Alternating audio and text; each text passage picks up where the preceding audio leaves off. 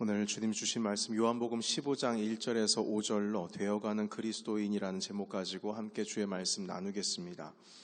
요즘 핫 이슈로 떠오르고 있는 우리 삶의 좀 주제, 여러 가지 문제 중에 하나가 이제 코로나 바이러스. 이것이 이제 사회적인 이슈가 되고 있죠. 그런데 전 세계를 이렇게까지 불안과 두려움으로 긴장하게 하는 이슈는 없었던 것 같습니다. 한국에서도 지금 교회가 몇 주 동안 예배를 멈추게 되는 이런 역사는 없었거든요.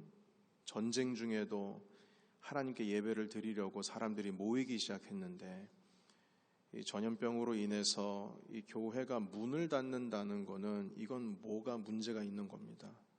이 말씀은 문을 닫지 말아야 된다는 게 아니고 이런 상황이 펼쳐질 때까지 우리가 볼 때 이게 어떤 영적인 문제가 있는지를 하나님 아버지 앞에 돌이켜보지 않을 수가 없는 겁니다. 한국에 있는 동료 목사님들이 눈물 흘리면서 주일날 아침에 서야 있어야 할 강대상 위에 서지 못하고 함께 기도하고 예배해야 될 자리 가운데 있지 못한다라고 하는 그 안타까움, 교회가 이렇게 소중하고 예배가 소중하구나, 그것을 다시금 절실히 깨달으면서 눈물을 흘리면서 온라인으로 예배를 드리고 있는 것을 볼 때에 여러분, 이것은 우리가 그 바이러스부터 우리가 좀 안전하다고 멀리 떨어져 있다고 내버려 두는 것이 아니라 같이 그 아픔 가운데 동참하면서 우리 또한 이 주님께서 주신 메시지가 무엇인지를 알아봐야 하는 그런 시간인 것 같습니다. 그런데 한국에서 또 이러한 이슈와 함께 또 하나 떠오르고 있는 문제 중에 하나는 무엇이냐면 그 중심 가운데에 신천지라고 하는 이단 사이비 종교가 또 이슈로 떠오르고 있습니다. 여러분들께서도 이미 매체를 통해서 아시다시피 이 신천지라고 하는 집단은 운영 자체가 불투명하고 자신의 정체를 숨기고 거짓으로 폐쇄적인 방법으로 포교 활동을 하고 있기 때문에 이 집단에서 사람이 감염이 되었을 경우에 이 바이러스들이 통제가 안 되고 걷잡을 수 없이 퍼지고 있는 거, 여러분, 이건 사실입니다. 그래서 대구 중심으로 해서 지금 많이 곤욕을 치르고 있죠. 계속 이들은 숨기려고 하니까요. 벌써 정부에다가 내놓은 명단과 실질적인 명단이 차이가 몇만 명이 있다라고 하는 소식을 들으면 이 인터넷 조금만 검색해보면 이 종교 집단이 이 시국에 얼마나 답답하고 염치 없는 집단인지 우리가 알 수가 있습니다. 그런데 오늘 이 주제는 그게 아니고요. 놀랍지도 않는 것은 여러분, 이 이단 사이비 종교 집단들이요, 한국에 정말 많다는 거예요. 비교해보면은 상상을 초월합니다. 다른 나라 국가에 비해서 말이죠. 제가 대학 다닐 때만 해도 이 지하철에서 걸어가다 보면 하루에도 저에게도 전도하려고 하는 수많은 이단 사이비 전도자들 몇 사람씩 만나곤 했어요. 별의별 사람들을 다 만났습니다. 지금도 신흥 종교가 막 등장하고 있다고 해요. 자, 이쯤 되면 우리가 궁금할 수가 있는데 왜 이렇게 한국에 이단 종파가 많을까? 도대체 무슨 이유로 이단 종파가 전 세계에서 한국에 유독 이렇게 많이 생겨나는 것일까? 질문하지 않을 수가 없습니다.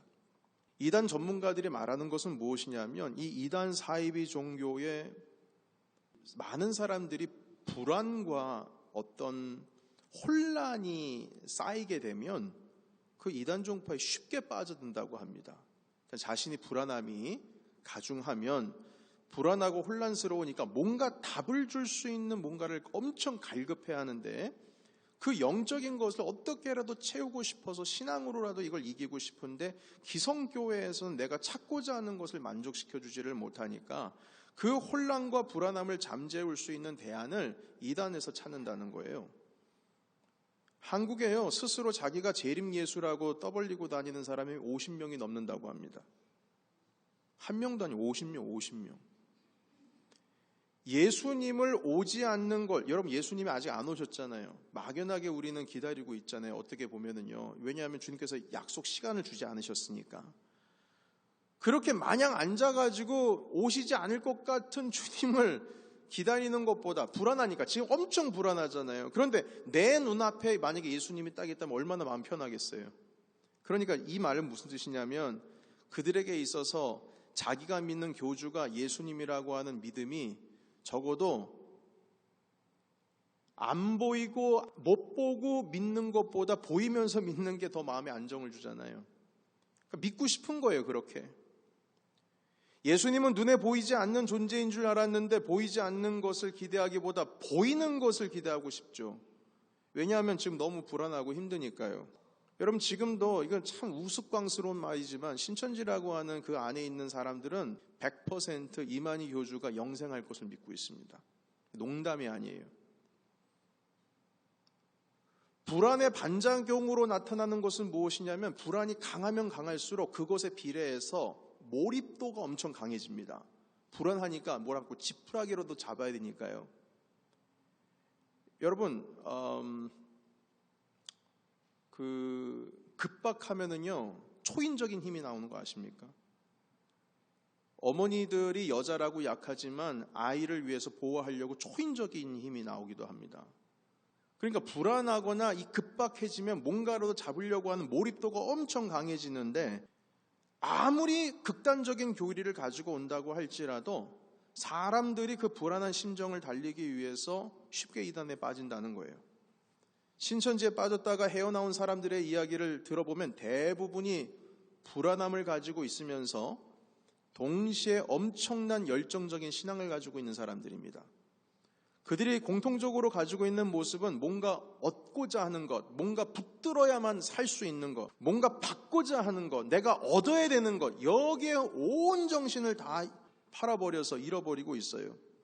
신천지에 빠졌다가 다시 정신 차려가지고 1년 만에 빠져나온 신학생의 이야기를 제가 어제 유튜브를 통해서 본 적이 있어요.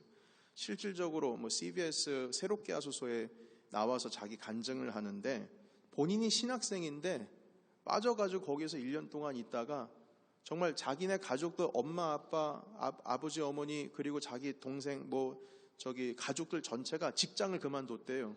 이 아이를 거기서 빼내기 위해서. 그 정도로 힘든 상황인 거거든요. 결국에는 거기서 나오게 되었는데, 그 청년이 뭐라고 말하냐면, 신천지에 들어가기 입교지요. 거기에 등록을 하기 위해서는 7개월 동안 복음방이라고 하는 곳에서 성경을 공부해야 된대요. 여러분, 막 들어오면은 어떻게라도 받아주려고 노력하잖아요. 그런데 여기는 7개월 동안 공부를 안 하면 거기 들어갈 수가 없어요. 철저하게 성경 구절 암기해야 되고, 교리를 완전히 다 암기해야 되고, 통제에 철저히 따라야 된다는 거예요. 처음에는 그들이 자기가 신천지라고 하는 것을 드러내지를 않는데 7개월이 지나서 이제 드러낸다고 합니다. 그러면 이미 아무리 드러낸다고 할지라도, 야, 이게 신천지였어? 듣고 알았는데 이제 보고 알았잖아요. 근데 이미 그들은 돌이킬 수 없는 강을 건너버린 겁니다. 거짓을 믿게 되는 것이죠. 지금까지 그들의 불안과 혼란을 극대화시켜서 믿을 수밖에 없도록 그 교리 가운데 빠져들게 만든다는 겁니다. 그 신학생의 말에 들어보면은요, 뭐라고 얘기를 하냐면, 그 신천지에 대해서 성경 공부 가르치는 사람이, 야, 너 신학생인데 이것도 몰라? 저것도 몰라? 비유풀이라고 하는 것을 2개월 동안 가르쳐 주는데요, 이 사람이 이걸 들으면서 오기가 생겨가지고 이 신학생이 더 열심히 공부한다는 거예요. 그리고 이 이야기를 어디서도 들어본 적이 없거든요. 그러니까 아니, 왜 우리 신학교에서는 교수님이 이런 얘기를 안 해줄까? 당연히 얘기해 줄 수가 없죠. 그거는 잘못된 해석 방식이니까요. 그러니까 못 들어본 거를 해주니까 얘가 마음속에, 그러니까 이 마음이 아무리 신앙을 가지고 있다고 할지라도 중심이 안 돼 있으면 뭐가 진짜인지 가짜인지 이 구분이 안 되는 거죠. 그래서 이게 결국에는 신학교보다 여기가 더 탁월한 거구나. 내가 모르는 것을 이 사람이 가르쳐주고 있구나. 내가 신학생인데 왜 이걸 모를까? 영적인 교만함이 생겨가지고 공부를 끝까지 마친다고 하는 거예요. 여러분, 실질적으로 신천지는요, 복음에 열정이 없는 사람, 부지런하지 않는 사람, 뭔가 내 힘을 다하여서 이 신앙을 붙들려고 하는 그 마음이 없는 사람에게는요, 포교 자체를 시도를 안 한대요. 열정적인 사람들만 끝까지 붙들고 교육시킨다는 거예요. 열정 있는 사람, 대부분이 불안한 증세, 또 마음 가운데 걱정이 가득한 사람이 또한 주님을 끝까지 붙들거든요. 그러니까 그 사람들 데리고 와가지고 통제를 하는 거예요. 절실하지 않으면, 하나님이 절실하지 않으면 다시 내보낸대요. 7개월 동안 그렇게 가르쳐서 좀 게으른 아이들, 자꾸 하면은 공부 안 해오고 암송 안 해오고 암기 안 해오면은 결국은 다시 내보낸다고 합니다. 신천지에 도움이 안 되는 거죠. 그렇게 한 달에 2,000명 전도한답니다. 대단하지 않습니까? 한국에 그만큼 불안을 가지고 살아가고 있는 청년들이 많다는 거예요. 신천지의 60% 이상이 젊은 청년들이라고 해요. 지금 신천지 교인 수가 26만 명이 넘어갔다고 그러는데 원래는 이들의 교리에 의하면 14만 4천 명까지가 구원을 받거든요. 그런데 맨 처음에는 14만 4천이 안 됐을 경우에는 14만 4천이 되기 위해서 엄청 노력했는데 그냥 어느새 보니까 20만 명이 넘어가 버린 거예요. 그러면 나머지는 어떻게 되는 거예요? 6만 명, 20만 명이 넘어가 버리면. 그러니까 다시 교리를 개정했는데 뭐라고 그러냐면 14만 4천에 들어가는 게 좁은 문이라서 이걸 경쟁해가지고 시험 봐서 성적도 좋아야 되고 전도도 열심히 해가지고 그 14만 4천 일렬로 세워가지고 등수 매겨야 된다는 거예요. 네, 여러분 한국에 지금 아이들 출산율도 적은 이유가 살아가는 게 힘들어가지고 결혼해도 애를 낳지 않는 거예요. 그러니까 불안하니까 더 그 불안한 마음을 낚아채가지고 지금 이 이단 교파가 아주 그냥 막 번성하고 있다는 겁니다. 이 불안을 해결할 대안을 이단 교리에서 찾아주고 있거든요. 그런데 사실 한국 교회도요, 이런 비슷한 모습이 없다고는 할 수는 없습니다. 왜냐하면 여러분 근대 현대사 역사를 보면 우리 한국 교회뿐만 아니라 역사가 얼마나 힘들었어요. 민주화 운동도 하고 전쟁도 하고 얼마나 가난했습니까? 새마을 운동, 한국 경제 5개년 계획 해가지고 막 성장하는 그 가도 가운데에 힘든 것을 이기려고 얼마나 노력했어요. 그 불안과 고난을 해결하고자 신앙으로 극복한 사람들이 많이 있고 그 가운데 교회가 엄청 성장했어요. 하나님 안에서 답을 찾으려고 한 겁니다. 그걸 통해서 내가 지금 현재의 문제를 뛰어넘으려고 한 것이죠. 그 열정을 가지고 하나님을 찾은 겁니다. 그런데 여기서 문제가 하나 발생하게 되는데요. 이게 뭐냐면 기복신앙, 뭔가 얻으려고 하는 신앙. 내가 믿어서, 하나님을 믿어서 내가 얻고자 하는 저 목표를 내가 이루겠다. 그걸 위해서 신앙을 갖게 되는 건요, 이건 사실은 이단적인 색깔이 있는 신앙입니다. 예수님은 복을 빌어서 천지신명이여 복을 주옵소서 했던 그런 방식으로 뭔가 신앙을 내가 얻으려고 하는 복을 얻기 위해서 신앙을 가져야 된다라고 주님 말씀하지 않으셨어요. 절대 성경 아무리 찾아봐도 그거 없어요. 복 달라고 복을 얻기 위해서 신앙생활을 아니에요. 거꾸로 복을 주시긴 주시지요. 그게 뭘 해가지고 복을 얻는 것이 아니고 주님의 자녀로 살아갈 때에 주님께서 복이 되게 해주시는 것이고 주님께서는 우리를 복의 통로로 사용하여 주셔서 많은 자들이 복받게 하는 복을 나누는 것은 몰라도 얻기 위해서 신앙생활을 해야 된다. 얻기 위해서 하나님을 찾아야 된다라고 가르쳐 주신 적 없습니다. 그런데 우리는 습관이 되어서 신앙을 자꾸 뭘 얻으려고 하고 받으려고 하고 뭔가를 채우려고 하는 것으로 그게 신앙생활의 다다 이렇게 인지하고 있다는 게 문제라는 거예요. 조금 더 평안을 얻으려고 하고 당연히 그래야 되겠지만요. 축복을 더 받으려고 하고 조금 더 성장하려고 하고 성공하려고 하는데 이 믿음이라고 하는 것, 신앙이라고 하는 것이 툴이 됐다는 겁니다. 여러분 60년대에서 80년대 말까지 당시에 한국 사회가 한참 성장주의 이 기초로 삼고 발전하고 있었던 시대 아니었습니까? 이때 교회가 발맞춰서 크게 부흥을 하고 있었죠. 성공하는 것이 신앙의 열매를 맺는 것으로 생각하고 있었습니다. 축복을 받는 것이 기도의 응답이라고 생각을 했고 기도의 응답 중에는 예수님께서 기도하셨을 때 십자가에 못 박혔던 것처럼 고난이 응답일 수도 있는데 고난은 응답이 아니다. 축복을 받고 내가 잘 되는 것이 응답이고 그게 하나님께 영광 올려드리는 것이라고 생각을 하고 있고 하나님을 붙드는 신앙, 그 신앙이 주님 자체를 갈급해하는 신앙이 아니라 주님을 갈급해함으로 말미암아 내가 얻고자 하는 것을 얻는 것, 이게 신앙의 전부인 것처럼 알고 있어 하는 것입니다.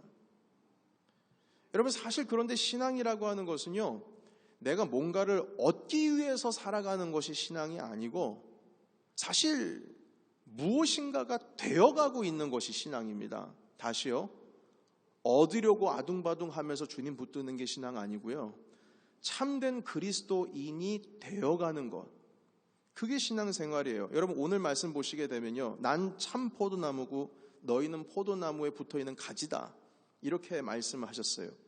너가 내 안에 있고, 자, 있고입니다. 있고. 내 안에 있고, 내가 너 안에 있을 때, 그때의 열매를 맺는다고 합니다. 열매를 맺기 위해서 힘써 뭘 해야 된다, 열매를 맺기 위해서 뭘 해야 된다, 이걸 가르쳐 주시는 것이 아니라 열매를 맺으려면 있어야 돼요. 뭘 하는 게 아니고요.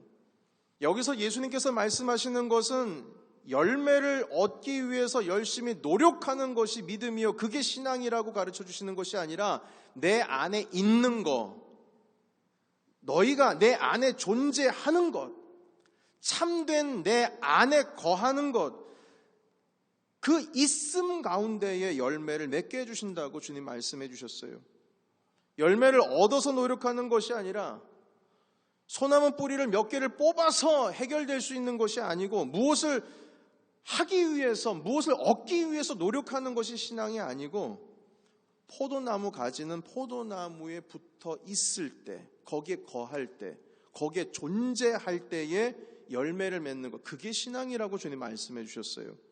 여러분, 산상수훈이라고 있습니다. 예수님께서 가르쳐 주셨던 가르침의 모범이 되는 교훈입니다. 마태복음 5장부터 시작이 되는데요, 여러분 팔복이라고 많이 들어보셨죠? 산상수훈 팔복. 그 첫 구절이 뭡니까? 여러분 많이 들어보셨어요. 같이 읽습니다. 시작. 심령이 가난한 자는 복이 있나니 천국이 그들의 것이며. 아멘. 이게 복의 첫 번째 센텐스예요. 여기 보면은요, 복을 얻는 방법, 천국을 얻는 방법이 심령이 가난한 그 자가 그 천국을 얻습니다. 심령이 가난한 자여야 해요. 한마디로 사람이어야 된다, 되어 있어야 된다는 거예요.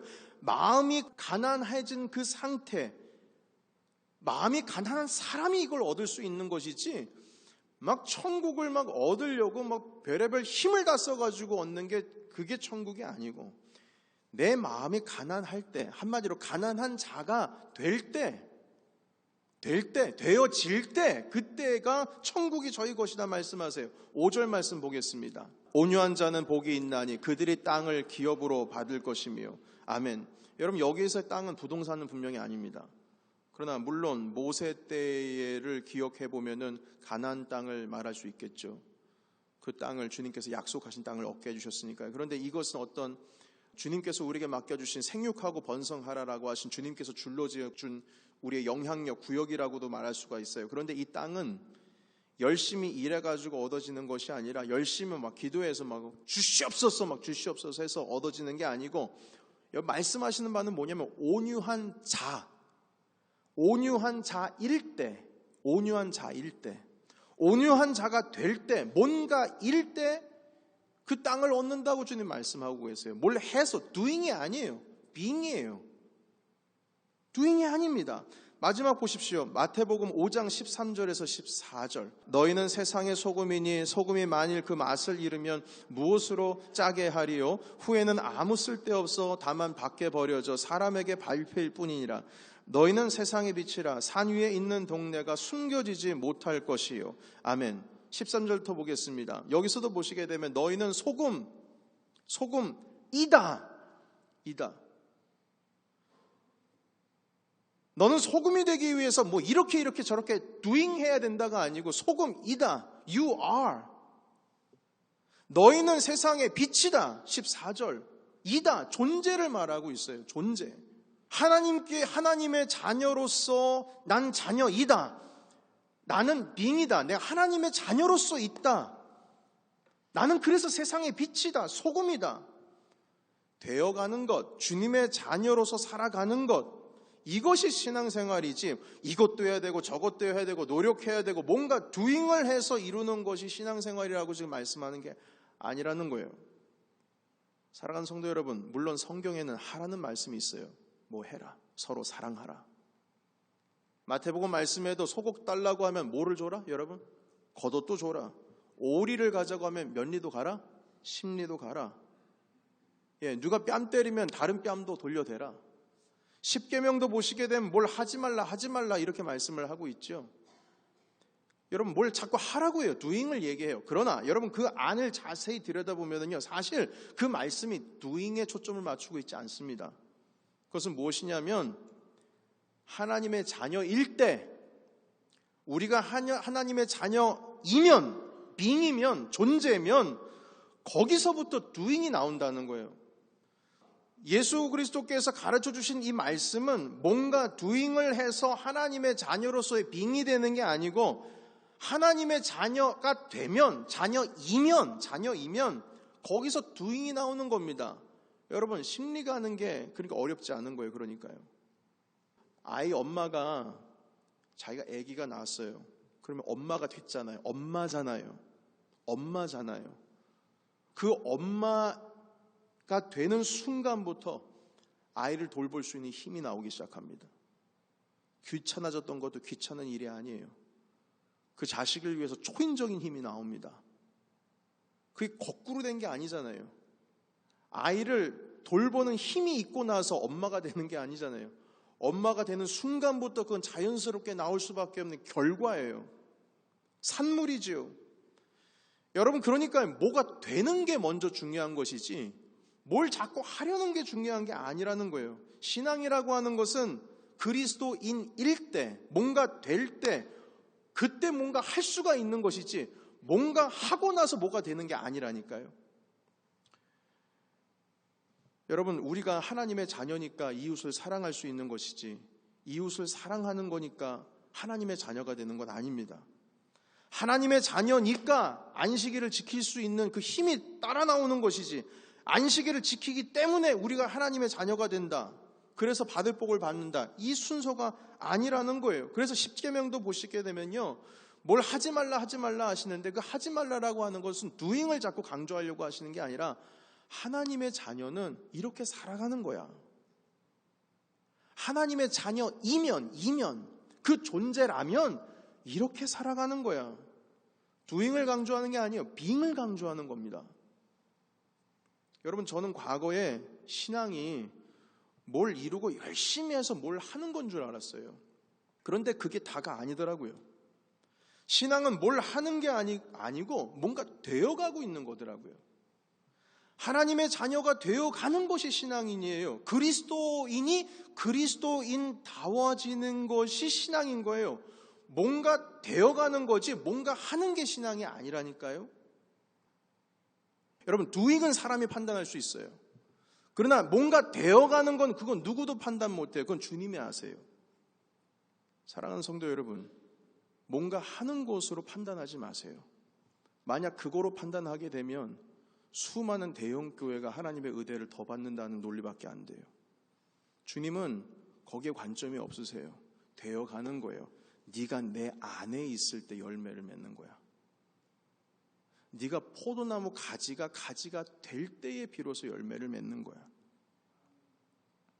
교회는요, 교회가 되려는 것보다 뭘 자꾸 doing을 하려고 하면 이게 어그러집니다.